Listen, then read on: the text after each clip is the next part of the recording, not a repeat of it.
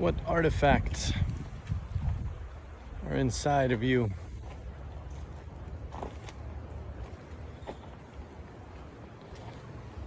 What kind of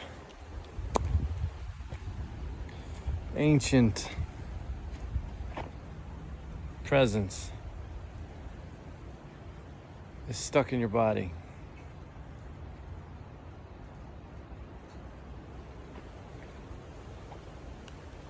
What qualities or conditions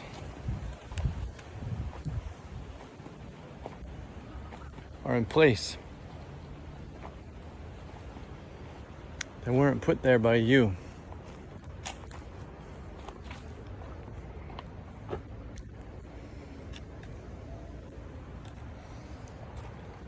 Today maybe is a good day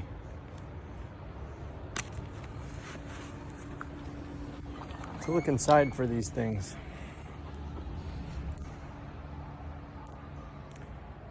To look inside ourselves, to see what we're harboring inside that have been placed there either by previous generations in our history, in our bloodline. What's been placed there by our school teachers? What's been placed there by our society, television, movies, old friends, new friends.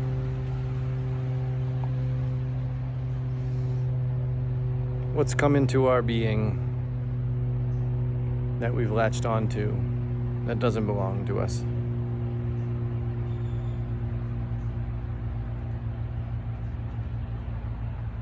Maybe today's a good day to dig and seek. And as always with any kind of stuff like this, remember who or what we're asking. And what we're not asking is our mind, necessarily. The mind may interpret what arises, and that can be useful, but we're asking our own self, which is not our mind. We're asking our own silence, which is beyond mind. So when we ask, we get quiet and then live our lives. That goes with any inquiry.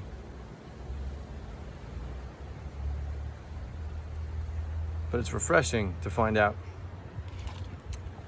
that some of the stuff that's inside of us doesn't even belong to us. Just kind of stuck in there. And it's refreshing. But we got to look at it. We got to invite it. And be able to see things for what they are. Be able to see ourselves for what we really are and for what we're really not. A lot of times we express ourselves through all this stuff. And what you come to realize, it's kind of an interesting thing. It's like an epiphanal moment where you say to yourself, this is something that I went through.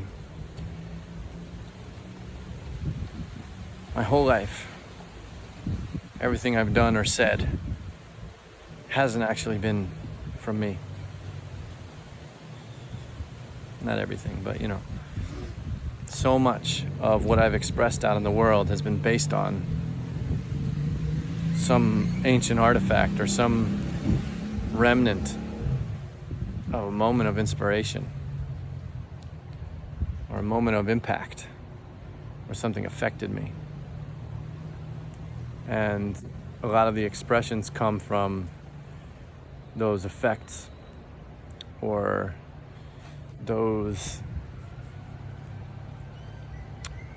moments where we're influenced by life or where we absorb some kind of presence or essence or energy, and it sticks somewhere in the body or somewhere in the mind, usually both.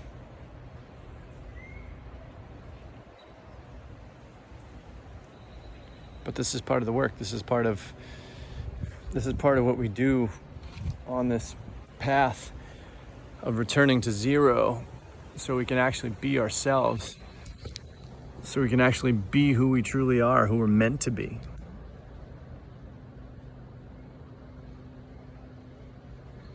You know, we all have there's like a universal essence, but there's an individual essence that we have that has has different forms to it.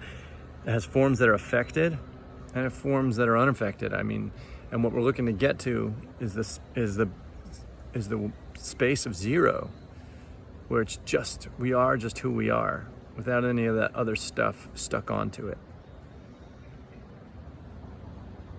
So you can start asking yourself, who am I without all this stuff?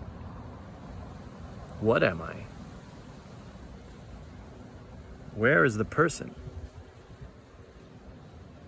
The actual person here. Where does that exist? If it even exists. Who is that? Any expression that you have, any given expression, just choose one. And this is like a playful thing, you know, it doesn't have to be aggressive or, you know, tense in any way. It can be fun. But any given expression that you express out in the world, just ask yourself, who is that? I've done this a bunch of times, and it's so funny what comes through. You know, sometimes it's like, wow, that's that action hero that inspired me when I was a little kid.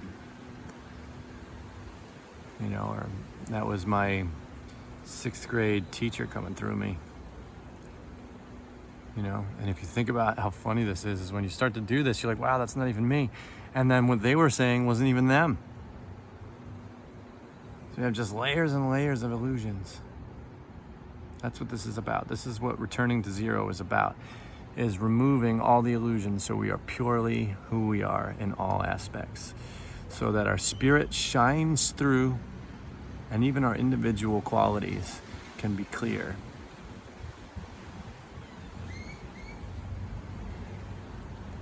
There's statements that say you want to become the I am before I am this or that. So when you say I am, that's enough. When you say I am, that's enough. You don't need to say I am a teacher, I am an artist. You don't need to say anything like that. You can simply say I am, and that's enough to exist.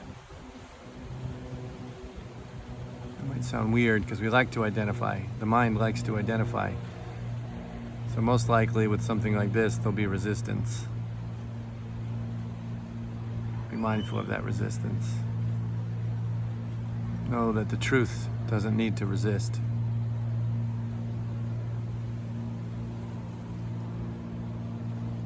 Resistance is evidence of attachment. Think about it. Resistance can't exist without attachment. Because on the other side of resistance is acceptance, right? On that spectrum. Receptivity.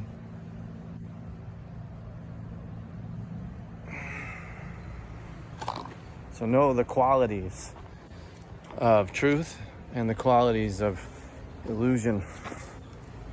The truth is peaceful. The truth knows itself. The truth accepts illusions and doesn't resist them. It's only illusions that resist other illusions.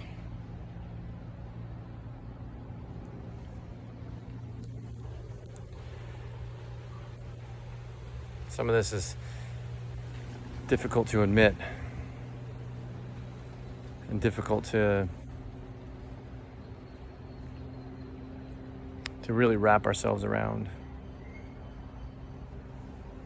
But try. It's not going to hurt you.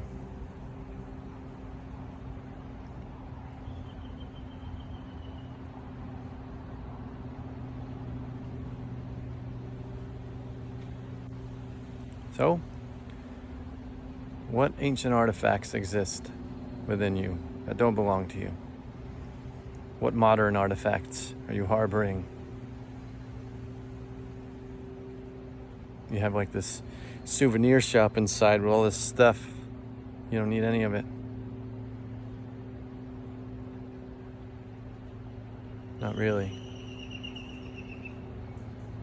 So who are you? Try just being the I am before being I am anything in particular. See what that feels like. Because that pure I am expresses itself through your individual self. That's where we get our true personality, our true aspect of our individuality. Otherwise, it's all chosen, but not necessary. To be purely yourself, that's when you really start to step into fulfillment.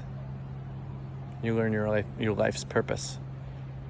You learn your role in every moment. You learn how to live in harmony.